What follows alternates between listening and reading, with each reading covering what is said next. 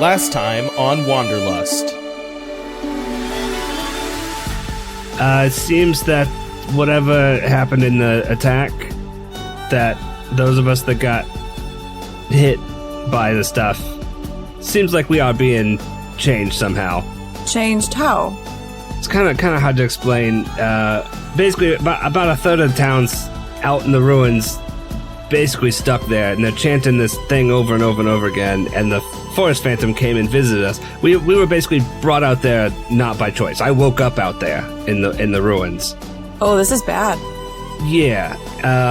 We're going out to the wilds basically now. Anybody who got wounded last week is currently standing in the ruins and isn't moving.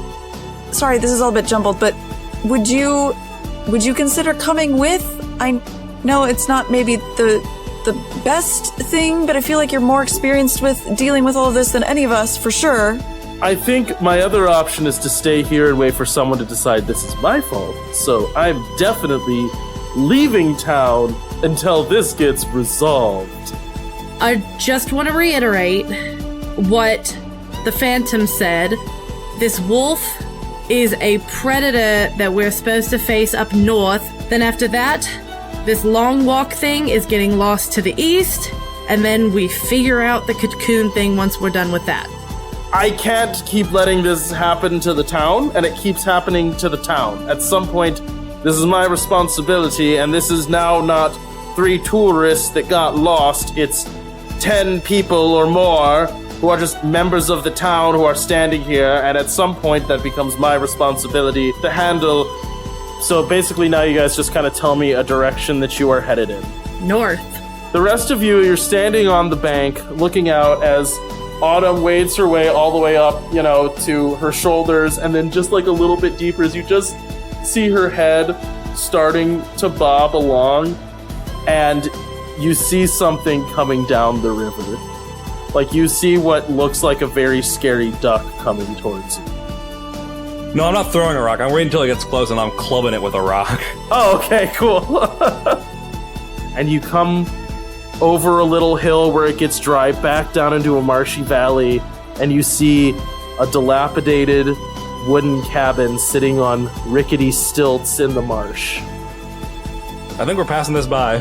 All right, you give the little shack a wide berth as you slurp through the swamp, looking back on it, knowing deep in your hearts that you've abandoned your dungeon master's hard work as you go on unharmed. You randomly generated this. Right, I'm like...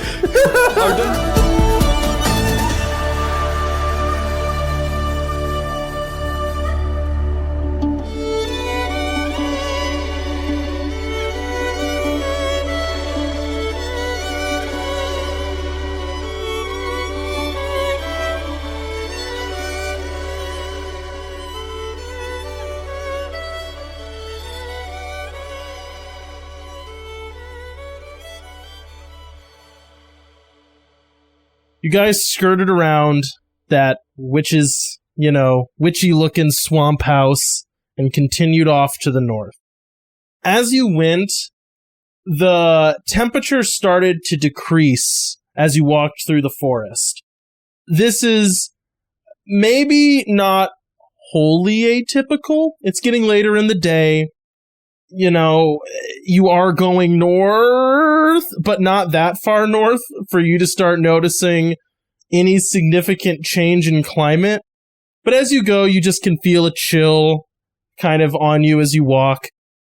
The further out you go, the more the trees around you seem to change. The forests around Smoky Bank are largely deciduous trees. They're leafy. They're a vibrant, not full rainbow of colors, but, the leaf colors are fairly diverse, from blues, like deep blues and deep purples and reds and greens. But the further you go, the more the trees grow tall, more spindly. They get long, sharp needles on them and change to something that is reminiscent of evergreens. These particular ones, as you walk and the sun starts setting, look skeletal. and angry. The needles are long, and as you reach your hand up and brush one of them, they're very sharp, very pointy, almost to where you think you might be able to make weapons out of just the quills on these branches. So, not the flimsy needles that we would be used to seeing on our, evergreen trees. The ground is still soft, and the weather turns kind of foggy and wet as you keep going. And the later in the day it gets, the more that chill kind of settles in.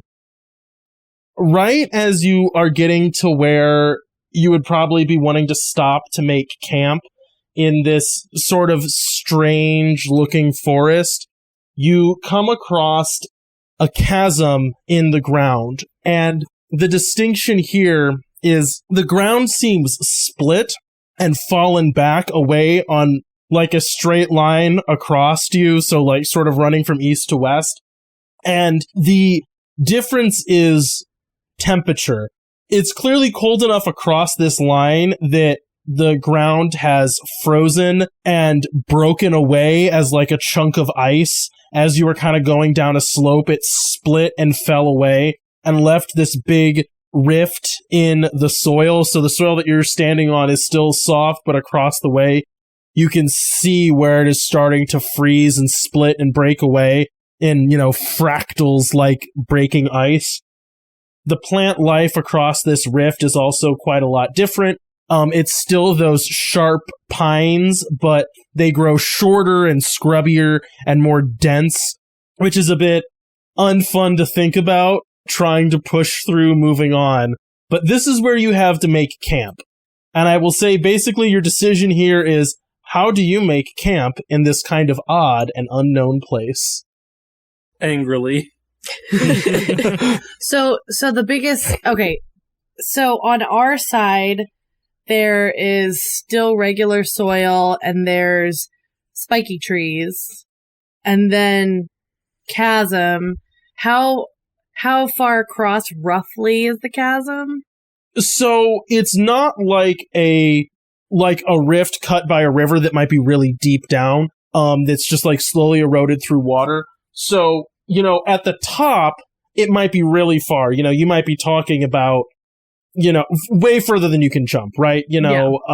But it is not like a straight shot down and then it's broken back at an angle so you could walk up the slope of this. You can see it sort of like, layers of sandstone almost, as you can see layers of just soil that have snapped off and fallen and like slowly slid back as they froze off. So you could precariously scramble down and then back up? Is that the vibe? And then back up. Yeah. Okay. It would be tough to do, but it's not like you're having to use ropes to rappel down this. Yeah. Because you will fall 1,000 feet. Okay. Yeah. Okay. It's not like a narrow shaft that goes straight down. It's like an inverted triangle stuck into the ground. Got it. Okay. Are we like feeling the cold from the like? Yeah, it's cold here. Like you're cold now. The ground just looks colder over there. Okay. And like the wind would be howling past you at this point. This is sort of a lower tundra that you're looking at, and that wind is pushing air across you as you can feel that cold breeze whipping across this opening. So for once, the grass is not greener on the other side. No. I think Estelle will like take off her backpack and start taking off the sleeping bag. Okay, so I think if this is going to be where we're going to have to stop tonight, maybe we can kind of use this as more of like a shelter and like block some of the wind that's coming this way. We can kind of unzip it and attach it to some of the trees. Anyone have a different idea? I'm in favor of a shelter. I mean, I think we'll also need a fire, so... Well, I figured that was part of it, whether we had a shelter or not, but in this case, I think trying to block the trees is probably going to... Or trying to block the wind is going to be better for us in the long run. Is this a mechanical... Is like our shelter tonight a mechanical thing that will affect us, Cody? It is every night. I will not say that it isn't in this case. but also you don't have to like build a fort unless you feel like building a fort. I'm not sitting here trying to give you gameplay things for you to be like, all right, we start cutting down trees and make a cabin to fend off the definite monsters that are coming to eat our faces off in the middle of the night. But it is cold and there is a weird pit near you, that you have not seen the bottom of. I just ask because, like, I can spend a fate point to have other materials that I've packed. But if it's not, like, a mechanical thing, I'm not going to spend a fate point. Does that make sense? Yeah, you're taking a risk. You don't know what's about to happen to you. You're in a weird place. If you feel like that's enough to spend a fate point, do. If you don't. I don't think that you're going to straight up have like a TPK if you don't. No, I guess I'm more asking, are we rolling for frostbite? Oh. No. Not yet. Okay. That's reassuring. So in that case, Estelle will kind of start unzipping the sleeping bag. Fred, you want to come over here and help me kind of set this up so we can kind of have like a wall and something above us a little bit too? For sure. We're doing like a lean-to sort of scenario. That's kind of what I was thinking. Yeah. I have rope. Go ahead and make me a roll for like crafting yourself like a little windbreak. All right. And I'll say Fred and Estelle can both make this. Ooh, it's not great. That is a 3. Okay. That's decent. I mean, it's not bad, but it's not good either, given what my crafting level is. The closest thing I have to crafting is sewing, but I'm not sewing. So, do you want me just to roll straight? Yeah, if you don't feel like you have a skill that applies. Okay. Well, I'm going to use perfectionist. That's okay, yeah. +2. So, building this thing is really annoying, and it really bothers Estelle. So, it's frustrating to constantly have the wind, like, blowing this thing out of your hands. You don't quite have exactly the right stuff to build a tent wall across these trees that keep ripping through stuff and literally cutting rope as you're, like, wrapping it through the branches. You'll, like, catch a needle and it'll just slice the rope. And you're like, come on! Like, is this tree made of razor blades? As you finally manage to kind of patch this thing up. And it is immediately beneficial. Not having that wind howling past does help. And you're kind of all huddled beside this canvas wall looking out over this just expanse of low, sharp, stabby bushes and foggy cold as you look, sort of the direction that you're still headed. How late in the day is it? It's evening. It's like late evening, right? It's sunsetting. Well, I suppose we should see if these branches and needles burn, since I think we'll need a fire. I think that's a good place to start. Can I try to light it on fire with my lighter and matches? Yeah. Okay. I do that. Do you want me to roll? Make me a roll. Okay. Dexterous hands. I mean, yeah, that's the best I got. Go for it. Hey, that's a 4. So, yeah, it goes fine. You pile yourself up this little, you find some downed limbs and some of these needles that have gotten dry. And as you gather them up, you have to be kind of delicate to not just impale your hands on them, because it's like picking up hypodermic needles. And you make a little pile of them, strike a match, and light them. And as you do, Juliet sort of like looks down at what you're doing and leans down and goes, I'm Juliet. Sorry. Maul leans down and looks at what you're doing and goes, it's always weird to see the way people do things. What do you mean? Chemical matches are weird. And not that it's a big deal. They're not like an ineffective way of making fire. It's just not something I ever had. What did you have to make fire? She holds out this little device that has prongs sticking out of it and goes, go ahead, give it a shot. Okay. Does it like electrically spark the needles? You don't know. It just has a button on it. Okay, I mean, I'll try it. As you click it, nothing happens. She goes, the thing about any electric device is they frickin' go dead. And I can't figure out how to charge this here. So what I have is a wholly useless, what we called plasma lighter. So, hooray! Now I get stuck with matches. Is that a problem? Kind of. I miss my cool lighter, How else am I supposed to impress people? With matches? Fair. Burning sticks? Ugh. Speaking of which, how much do you feel with your hand? She kind of like holds up her hand. I mean, were they able to preserve any connections to nerve endings or pressure sensation? Yeah, so kind of, and I have largely turned it off. As it happens, this is weird. Having a hand that you don't have to worry about burning or stabbing, actually really nice. So what happened was, I got the hand, I could feel a lot with it, and it sucked. And then I figured out how to turn that off. And then I've just sort of left it off. I can feel pressure where it joins to my arm, so like when something hits it, I can tell, just because I can feel it where it was originally affixed, basically. But other than that, I try to not have it feel anything, because otherwise, imagine if you got used to being able to take everything out of the oven without ever thinking about it, and then suddenly you had to start thinking about it. I also found it disconcerting to realize how close my hand was from slipping off of rocks based on pain. That was unpleasant at times when having to climb. There's a lot of downsides to that. Oh, I guess that's an acquired taste. I would prefer to have feeling in my hands, personally. Do you want to try it sometime? We could cut your arm off. We could plug it right in. Decidedly not. Thanks. Although it may not be an option for some people. I can't tell. I'm honestly surprised. I really figured you'd be excited to try out a robot arm. I mean, try out one, sure, but not permanently. I like my hands. I haven't figured out how to put real arms back on yet. We'll table that for another time. Talk to some surgeons in Smoky Bags, see if someone can reaffix limbs.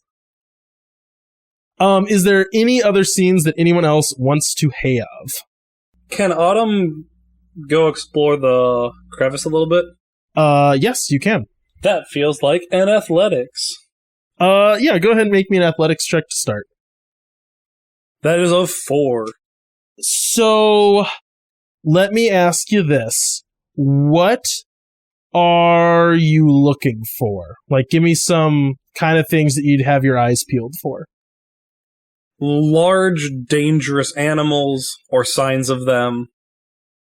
I doubt it's here, but whatever made this crevice and, like, if where we're camping is, like, safe from that, I assume the crevice is, like, an old thing, where it's not just, like, there's a giant ice cube walking away being a glacier, shaving off the side of the cliff. Did you just propose a sentient glacier?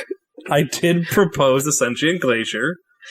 Just checking. We have a giant walking bug mountain. I don't think sentient glacier is that far off from being in this setting. Yeah. So you kind of scrabble down this hill, slipping and sliding. The further you go down this initial break-off point, it gets icier and icier and icier, like right to the middle where once you're at the lowest point, it's frozen going up the other side, and you can tell is going to be like an ice rink trying to get back up. You sort of start making your way just parallel to that break, right? So you're walking back and forth, not up or down. As you do, you start pretty quickly finding lots of bones. And, you're not a biologist or whatever, but these are like, you pick up a bone, it's snapped, you can see like teeth marks on it, and you're like, that's about the size of my arm. That's really very similar to arm sized. And that's just snapped right in half, and there is no marrow in these. And there is a lot of them. I will say this is a case where you can dig further if you want, or get out of here. Yeah, why not? Exula hates a coward. Let's go further in. All right, make me a roll. This cannot be athletics. This has to be some kind of like you're investigating, trying to find clues, something like that. Will perception work? Perception will work. 1. All right. So you find these bones, and as you keep moving in one direction, you keep finding more and more and more, and then you start finding like piles of them, and then you kind of find a large mound of bones. And as you start sort of digging through it, you can see objects. There are, I'm trying to think of the right way to put it.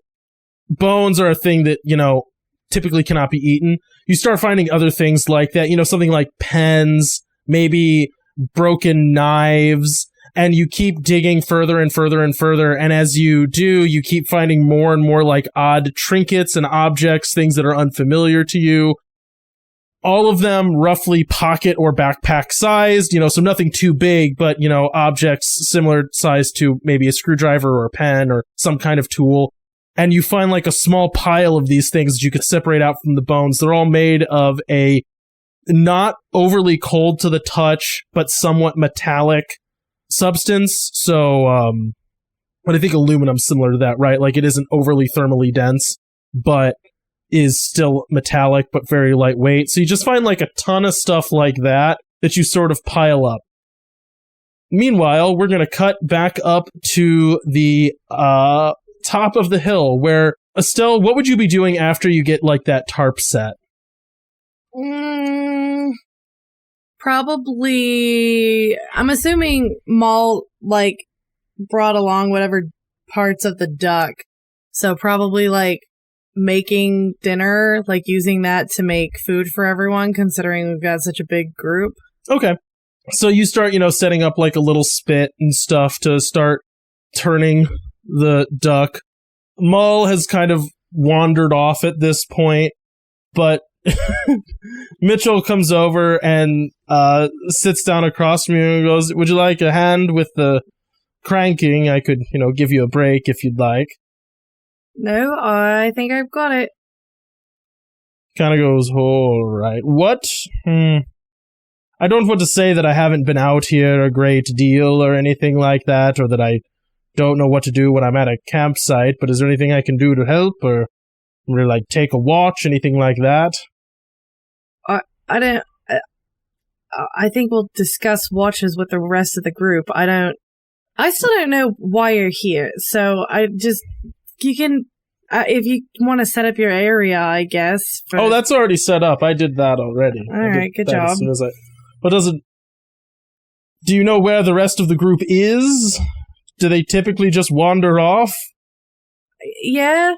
I mean, if there's something interesting to look at, then yeah, they're gonna be back by the time it's dark. And they just go off by themselves? Like, Autumn just wanders off by herself, and that's just like, whatever, Autumn wanders off by herself. Sometimes. I mean, sometimes she goes off with someone else. Shouldn't you guys usually, like, move in pairs? Should I go after Autumn? I don't know. Maybe you should. Do you want to come with me? I'm cooking. Okay. Do you want to maybe talk about what's going on? Sure. What do you want to talk about? I don't know, Estelle, maybe that your son is oddly statue-like, and that we're chasing a nebulous wolf in a direction that you got from a vision. Yep, I'm very aware of that. And that's just... I understand we have to do something. I'm not asking us to stand still, but you seem overly comfortable with this. It's just like a thing that we're doing now. I don't have a lot of time to ask questions, I don't think. I think it's just, there's a lot happening, and at some point, it just feels better to go with the flow of what all of this is telling us to do. He just kind of like shakes his head and goes, "I guess. Does it not help at all for me to be here trying to help you go with the flow?" No, it really doesn't. 'Cause I don't know why you're not back there with everyone, taking care of everyone back there. He looks down and goes, "Because I've been back there taking care of everyone for like the last, I don't know, 15-ish years, and that so far has resulted in way too many people going missing and way too many people turning up dead." Yeah, but it's kept everyone that is still there safe. It really hasn't. It really hasn't. The thing is, I failed. Like, mostly at my job, I have failed. So now I'm out here... No. That's not true. Because ever since we've been back, everyone back there, when we've been out, has been fine with you in town. No, they haven't. Some of them died when the bug came past. Now, all of the people that I got to help me when bugs come by are turning into trees. So no, it hasn't actually gotten better, it's gotten significantly worse, and it feels like it's largely because all I do is sit at home and do nothing. While I let people that I care about wander off into the wilds fighting nebulous monster wolves. Well, I don't like that you're here instead of back there with the people that I care about. Yeah, doing useless stuff. I get that. It's not useless. And as you say it's not useless, you just hear a howl coming from north, right? The direction that Autumn wandered off by herself. Cutting back to Autumn. Autumn, you're down in this pit, right? Everything's fine, right? Nothing bad's gonna happen. Digging through these bones. You have this pile of weird stuff that you've dug out of them. These kind of like mysterious, odd metallic objects. And then you hear a howl and look up and you just see 8 pairs of eyes coming down the hill towards you. Like at this point it's growing dark. And there's maybe just like the last bits of sunlight and a little bit of moonlight illuminating glowing eyes, you know, like reflecting off of eyes coming down towards you. 3 of them at the same level, 1 of them taller, as they slowly pace their way towards you. The closer they get, the further they start breaking off and in a fan. What do you do? I think she books it out of there. Roll athletics. Am I like in a cave at all? No, you're on like a sheer slope going down. Okay.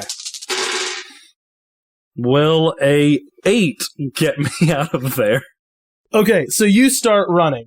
And as soon, so you kind of have that fight or flight, right? What am I doing? Am I running or am I going to try to fight these?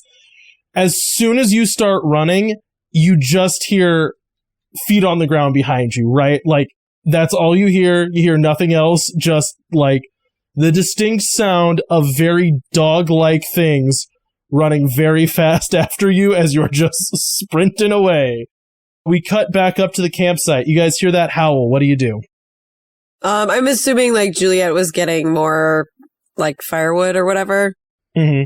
I think she will like hustle back to camp. All right. Yeah, I think Fred was probably doing something similar, setting up his area and maybe just kind of looking around the surroundings. But as soon as he hears the howl, yeah, he's going to try to find the rest of the group. Okay, so let's say you guys all meet back up at the campsite. Do you go towards the howling noise, or do you not? Juliet says no. Juliet, screw Autumn. Autumn's dead. Have any of you guys seen Autumn? Where is she? I haven't seen her. Mitchell, didn't you say you saw where she went? Yeah, she went north alone, that thing I was asking you about. Where the howl is coming from? Cut to Autumn sprinting through trees. Oh, no, you're not through trees. This is bare ground. You're running through, like, pitch black, basically, at this point now. It's fully night, and you are running through. The moon is not high in the sky. It is very dark as you are running up a very slippery, wet, half-frozen slope with the sounds of wolves right behind you. I have my grapple gloves that are helping. Yeah, they would. Is there an end of the pine needles that is like safer to grab? Yeah. Okay, so Estelle's gonna like grab the safer end of one of those and get it to light on fire. I think we're probably about to go save Estelle or save Autumn. Save someone. He's got you doing it. It's infectious, everybody. I think we're about to have to go save Autumn, and she's gonna start heading towards the direction Mitchell points her in. All right, what's everyone else doing? Oh, I've also got like my knife. Yeah, that's fine. I mean, I have a knife, but like, I don't think I can go toe to toe to whatever's making that howl. I mean, Fred's already been in fights recently. He's not afraid. So he's gonna go with. All right. So is anyone staying back? I think, yeah, Juliet will stay back. All right, so And make sure the fire doesn't go out so she knows where to go. Because if she's just like sprinting through the night, like she could pass us if we don't have something like beaconing her. Well, I've got the fire. That's what I mean, is like she's like making that. Oh, you have a separate fire. yeah. Okay. You see Mitchell, Estelle, and Fred tear off in the direction of that howling and in the direction that Autumn roughly went. It's pretty quick that you lose sight of them and can just see that tiny little burning thing way off in the distance as they run. Cutting over to the 3/4 of you, Estelle, Mitchell, and Fred are running just basically into the darkness towards this howling. And as you do pretty quickly, you basically run into Autumn coming back the other way. Wolves, we should, I guess, fight them now? There's 4 of them? Okay, maybe we back up slowly, and, because they're just gonna chase us, and they're gonna outrun us. Aren't we supposed to beat wolves? Isn't that, why we're here? I don't know, is this the wolf? You said there's 4. All I know is that there's the wolf. Are you willing to gamble that this isn't the wolf? Again, I'm not saying we're not fighting them. I'm saying running, though, is probably not what we want to be doing. As you're having this conversation, you're slowly backing up the hill. And as you turn and look up the hill, you see a set of those eyes coming down it towards you. Another one is circling around your right, and then a final one circling around your left. One of them significantly taller than the others. What color are these eyes? They'd be typical. I think dog's eyes reflect green, orangish, Okay, I was wondering if it was that same emerald green. Not that. No, not that glowing emerald green that glows of its own accord. These are reflecting in light from either the torch or the moon. As these reflective eyes circle around you, and they get closer and closer to that burning branch, you can start seeing, the outlines of paws scraping on the ground. As they slowly pace in closer and closer, you can see bared teeth. And then that taller set of eyes that, its head on all fours would be about even with, a 6-foot tall person, right? A massive wolf paces into your view, into that little ring of firelight. Its mouth an open snarl, its claws massive as they dig dirt with each pace. And as it moves in that tight circle, it doesn't get closer than the firelight, just enough for you to see it. All of you feel a buzzing in your ears. You smell that smell again of rich growth, but also decay and life of the forest. And you can hear a voice in your mind booming loud, but not coming from anything else, right? No external source. As you hear, "You have entered my domain. I think that you might be on a pilgrimage to see what might become of you.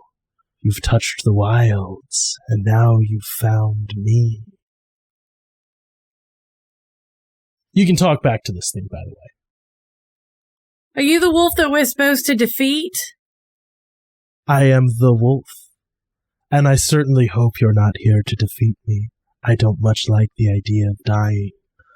This wolf paces ever around you. So then what are we supposed to do out here? Oh, you're here to face my trial and see if you're worthy. Okay, that's probably what defeat means then, or meant, okay. The wolf's head cocks to the side and goes, "Killing me would certainly be a way of defeating that trial, but maybe not a suggested one." The teeth bare again as you hear in your head, "I am the wolf." That the wolf is booming, almost deafening in your mind as you can feel yourselves growing dizzy. The wolf continues to circle. "You're entering a dangerous land, a land of predators and prey. You get to decide which you are, but you have to pick one or the other. Kill or be killed, eat or be eaten. You will find my trial far to the north where it is bitter cold, where you must rely on pelts to protect you, where you must rely on long claws and sharp teeth and cunning wit to kill your enemies. You're not the only one on this journey. You're not the only one who wishes to see if they are worthy of the wild, able to survive the wild, able to survive the wolf." Is there any final thoughts you have for this thing before it pads away into the darkness? Do you remember everyone who's come through and done your trial? Of course. Everyone. I know every predator that has ever lived. Was Otis Rees a predator? The wolf stops and looks at you. The snarling stops for a minute as its mouth snaps shut and its eyes stare at you, burning in the moonlight. Its shoulders slope a bit. Otis was a clever man with a great deal of blood on his hands. Soon yours will too. The circling wolves begin to back away, back into a, one on each side of this wolf as it paces its way back up the hill, and the last thing you hear is, "My trial is far to the north, but make no mistake, danger lies around every corner, in every tree. Do not show your back, do not let down your guard, or you will be prey." And those eyes make... Where's the fourth wolf? That's a really good question. We cut back to Juliet, sitting alone by a fire. Okay. No. I thought we were about to get ambushed if we weren't smart enough, and it's not us, it's someone else, so... So I think she's been, building up the fire in case, the group comes running back with wolves. Yeah. She needs to kind of make this somewhat defensible. Make me a perception check of some sort. Notice danger. 5. Okay, so you're looking out, waiting to see something, and then it's sort of similar to what happened to Autumn, which is, when something decides to attack you, there isn't fanfare, there isn't a lead up, it just sort of happens, and you just have to watch it happening. You just see eyes coming straight towards you. At a pace, moving quick. As you're watching it, you can hear footsteps. You can start to hear panting and snarling as a wolf is darting out of the night straight towards your face. Is it from the direction that they went, or is it down the slope? Yeah, so it'd be coming up the slope towards you. Okay. Juliet's gonna grab a hefty stick out of the fire and brandish it in front of her. All right, make me some kind of attack a wolf with a fiery stick roll. Dexterous hands? Yeah, I'll say that if you want to do that, you have to, throw the stick. Actually, I also have athletics at the same level, so I should probably do that. Yeah, I would say either athletics is you're hitting him with the stick, dexterous hands is you're throwing the stick at the wolf. Okay. I don't want to throw my stick. Okay. That's a 4. Oh, okay, that's pretty good. So, this happens really fast. The wolf lunges at you. You lift this stick up. It hits it in, the light hits its eyes. It gets confused and turns to the side as it basically impales itself on the stick and slashes you across the chest. Okay. Frick, the one thing I didn't open was the status spreadsheet. Okay, so that is going to take 2 physical stress, which I will check off. Okay, so basically you don't take any permanent consequence from that, but you got, full pawed by a wolf that is now, on a stick, inching its way closer to you, its eyes, dead, its mouth, yawning open, as, blood and saliva starts pouring down on your hands. What do you do? Does it seem dead? Yeah, I mean, it's super dead. Yeah, it's, fully impaled on a stick. Okay. Not typically a super livable experience. I'm just making sure it's not a zombie thing, you know what I mean? No. This is just a wolf. Juliet's seen a lot of crap. Just a normal wolf. Yep. That Juliet has now impaled. Yeah, I mean, I think she's gonna... I don't think she really needs to unimpale it. I think she just needs to not get crushed by it. She just kind of She just kind of shoves it off of her to the side and then frantically checks the wounds and starts cleaning them out because she doesn't want... Oh, on yourself? Yeah. Because she doesn't want it to be another tree person thing. Yeah. So she's rummaging around getting first aid. Yeah. Antisepticing the crap out of it. That's what she's doing. As you start antisepticing this cut that probably starts shoulder and goes down to mid chest, you hear a thump next to you and then feel a set of hands, like, take the, like, bottle of antiseptic away and start cleaning your cut for you. You, did shockingly well with that, I have to say. Did you just watch me? For some of the time, yes. And not help? I wasn't gonna let you get killed by a wolf, but also if... Well, that's sure what it seems like. Well, yeah, what if there were two? Were there two? Apparently not, but I waited to find out for sure. Well, great. Glad that mysterious second one really got fought off. Me too. You did better than I thought. I mean it as a compliment. I really figured I was gonna have to, like, do something, but I really didn't. Have you, like, impaled a lot of wolves on sticks, by the way? No, I haven't. I'm kind of freaking out about it. Yeah, I think you should be. That's nuts. And I'm worried that this is going to be more of the zombie thing. And she's like really like trying to look at it and double check. She's like paranoid about this. Yeah. Well, if it makes you feel any better, I've gotten, like, scratched and cut and bit by, like, almost everything in this forest, and the only time it mattered was, 1, randomly when the tree phantoms were around, and 2, when it was one of those shambling, rough skin, like, zombie things that, you know, started biting and scratching at people, so I think you're probably okay. Okay.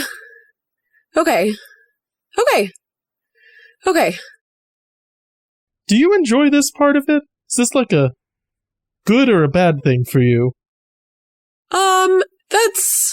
That's a tricky question. I would say a large part of me says, no, absolutely not. I don't want to die in the middle of the wilderness, but there's, I guess, also another part that is feeling the rush of adrenaline. Cortisol is a powerful chemical. What is cortisol? It's, you know, the stress hormone. I'm sure there's endorphins too. That's probably why it feels good. Anyway, you don't care about biology. Yeah. I kind of do. I'm not bored by biology. It's just as interesting as anything else. I mean, let me put it this way. I have very rarely had the time or the inclination to figure out why exactly it is that I consistently throw myself into precarious situations other than I can and have been for a long... For me, it's habit. Does that make sense? I can't personally say I have a habit of doing this except for recently, so maybe expound on that? Sure. Okay, if you do this enough times, eventually it gets just as not weird as, like, brushing your teeth. And then doing other stuff gets a little bit more, boring. More like brushing your teeth? More like brushing your teeth.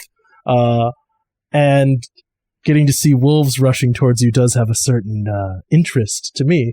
Especially when you've dealt with it a few times. Have you seen these before? Wolves, sure, just not these specific ones. And not whatever big one was over there, she says, like, pointing off into the darkness. There's another one? There was, it just scurried away from your friends. Okay. Can you see that far? Can you not see that far? It's dark, so, I mean, I can see vaguely the light, but not really much else. Well, anyways, do you know how to clean wolves? No. Let's clean a wolf! Cutting back to the group, do you guys just make your way back? I think so. Yes. As you are walking your way back up, Sheriff Mitchell kind of walks up next to Juliet. Is there a reason? You mean Autumn? Not Juliet, sorry, Autumn. Gosh darn it, Autumn. Is there a reason you just kind of wandered off by yourself in an unknown forest at night? Did you want to be surprised by those wolves when we were sleeping? I didn't say don't keep a watch, is it typical that you guys just kind of like, you know... I was scouting the perimeter and trying to make sure that we weren't going to be eaten by something. Were you? Yes? Like, what do you want me to say? That, like, I wasn't? Like, No. What I'm trying to say is, are you, like, intentionally trying to find ways to put yourself in mortal danger, like, with the intent of waylaying, like, misplaced guilt? and why would I be doing that? I don't know. Probably for the same reason that I'm out here, and probably for the same reason that I've done basically everything I've done for the last 15 years, which is misplaced guilt. I am speaking as an expert on the subject of woefully misplaced guilt for a lot of deaths and missing people. That would be good if my guilt was misplaced. And if it is, I will let you know. Oh, you definitely bit somebody then, yeah. You seem like an infectious biting zombie. I remember someone saying if we go into the wilds, it'll come back and hurt people. And then I went into the wilds again and again. Uh-huh, yeah. I'm paranoid. Yeah, and I think you were right. I don't think I was. And let me maybe try to put it this way, and this is maybe an apology that I owe all of you, but I am actually paranoid, right? Like, I try to find ways to waylay danger that are ineffective because I make connections that aren't there. It's not a good thing. It can be. Like, look, just because I'm paranoid doesn't mean I'm wrong about what I'm paranoid about. Sometimes I'm right. But it can lead me to destructive habits like accusing people who are trying to help me of causing problems. That's one that I've done recently. Or putting myself in danger constantly, which can be good as long as it has a reason. So you're trying to tell me that the forest spirit that's giving us this quest that we met multiple times out there has nothing to do with my girlfriend being a tree, and it's entirely not my fault. It could be that there would be more tree people if you hadn't been there, is what I'm saying. Or I could have stayed with my girlfriend and she wouldn't be a tree person. Yeah, and then your friends might have died. That's also a possibility. No one died. I could have kept her from getting bitten, you know. Also, kind of on my head. Like, literally, it's my job to keep people from getting hurt in the town. Were you the person making out with her before a tree zombie bit her? Got it. So if you say yes, I will stab you. So if you kiss someone, now you are responsible for their whole of their well-being, and that's like a reasonable expectation. So it is when they immediately, like, when you hear a scream and run off, and then they are attacked. I don't think it is. Like, that's not the way, like, our laws work. Like, liability does not track with kissing. It generally doesn't. I think it's good that you're doing something about it, but I don't think that running off into the dark in an unknown forest alone is like the right checkbox, done it right thing to do. We are fine. This isn't the weirdest thing that's happened to me. I believe that. This isn't even the most dangerous thing that has happened to me alone. I was almost eaten by a giant mole. That's shocking to hear. You should stop going off by yourself. This is more evidence. That was unintentional. I was drugged up by mushrooms. What? No, okay. You know, look. No, it was aromatic? Juliet knows the right word for this. I'm angry. That's fine. It wasn't by choice I was drugged up by mushrooms. I understand that. Autumn, what I'm saying is, you can be effective at this job and do it for a while, or you could run off into the forest constantly by yourself, and you're not going to do this job forever. That's all I'm trying to say. And he kind of wanders off. All right, how do you guys pass the night? When I get back, I sit next to Maul and say, "Tell me how to skin a wolf." Maul looks up at you, like, covered in blood to her elbows, and goes, "It's gonna be fun!" She pulls out her machete. What's Juliet? How's Juliet handling dressing a wolf? I think she actually gets kind of into it from, like, a scientific perspective. Yeah, it's not that different from dissection. Autumn is not kind to Juliet being, like, excited about this. Autumn's, like, angrily skinning a wolf. Yeah, I think Juliet's like, oh, and, like, here you can see, like, where the liver is. No one cares about can we eat the liver? Is that good for eating, Maul? Yeah, actually, yes, the liver's definitely really good for eating. Okay. You don't throw away the liver. Okay. You eat the liver. Okay, pull the liver out, Juliet, and cook it. Well, not right. I already made dinner. It's over here, whenever you're ready. Then why are you pointing up the liver, Juliet? Why are we talking about the liver still? You should talk about the liver. It's like really an important part of the end. It's an important. Do you not want to know about? We don't have to talk about the liver. Here, you just. She just like is angrily like cutting. She just like hands you a pile of intestines and goes, "These are the parts we don't care about. Go get rid of those somewhere." All right. Anything else anyone wants to do? Keep watch at some point. Yeah. Are you guys taking watch and shifts? I would think so. Yeah. Well, there is something that Fred wants to bring up now that we're all back here. Oh, yeah. So something that the wolf said did kind of, I don't know, stuck with me. It said that there's other predators out here, and it made it sound like there's more people that might be doing the same trials we are. Are we gonna have to kill other people? 'Cause I don't know how I feel about that. Maul looks up, holding a knife covered in blood, and goes, "What if they're trying to kill you?" And then keeps sawing at the wolf. I mean, yeah, I defend myself, but the way they made it sound, it's like they made it a predator versus prey dynamic. Why does it have to? I don't know. It seems like if there are other people out there, we could just work together. I don't know. I didn't, honestly, maybe it's just because my brain is usually thinking about stuff with animals. I didn't take it that way at all. I assumed there was just a lot of creatures that we don't know about out here, so... Yeah, maybe. I could just be reading too much into it. That's entirely possible. Either way, it doesn't sound like they expect us to necessarily be peaceful about this. So this trial is going to be a little more deadly, I think.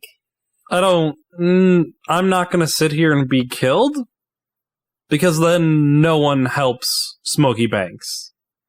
And I don't know if that says good things about me, and it probably doesn't right now.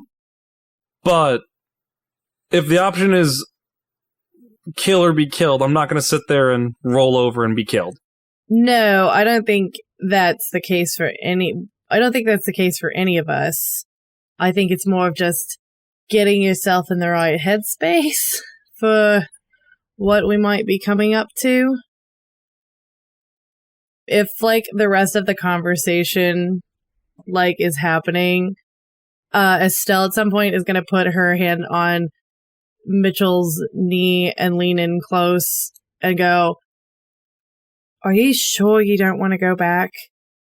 Mitchell just kind of stares into the fire and goes, "It's been a long time since I've been out here, Estelle. And, there's a reason for me to be doing this time. I don't think Smoky Banks is going to slide off into the ocean if I'm not there for a couple of weeks. But I do think it might if we don't kind of have all hands on deck here.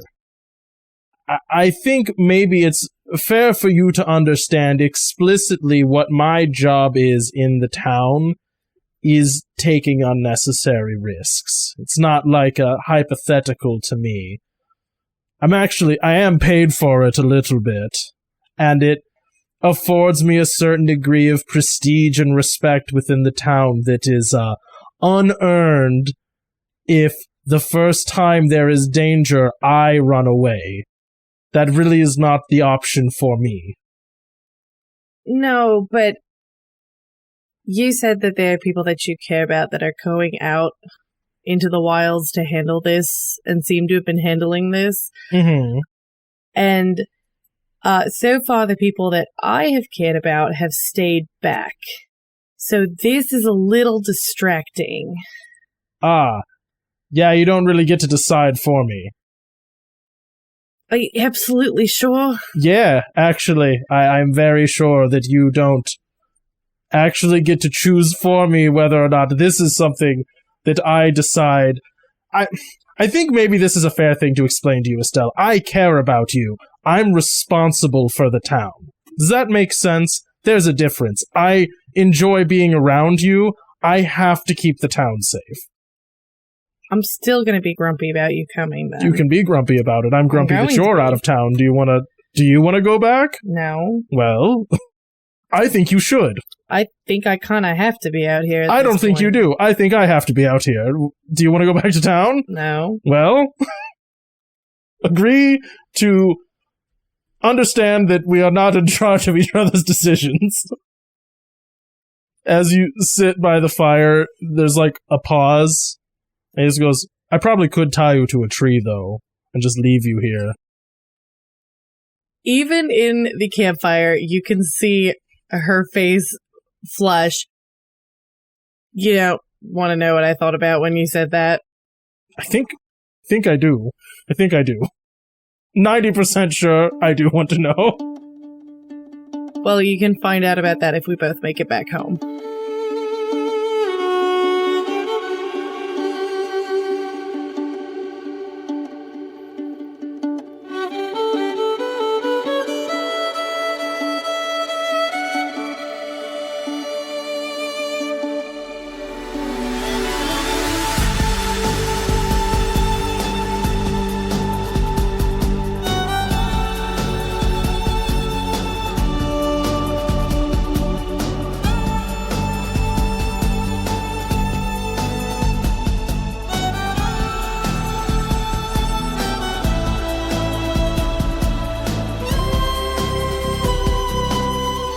Thanks for listening to this episode of Wanderlust.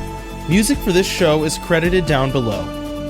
If you like this campaign, you can find more of our shows at the Wandering Gamer website or on Podbean. You can also find us on Twitter, Instagram, Facebook, YouTube, and Twitch. Links in the description. Now bear in mind, in the wilds, some wander to get lost, and some wander to find themselves.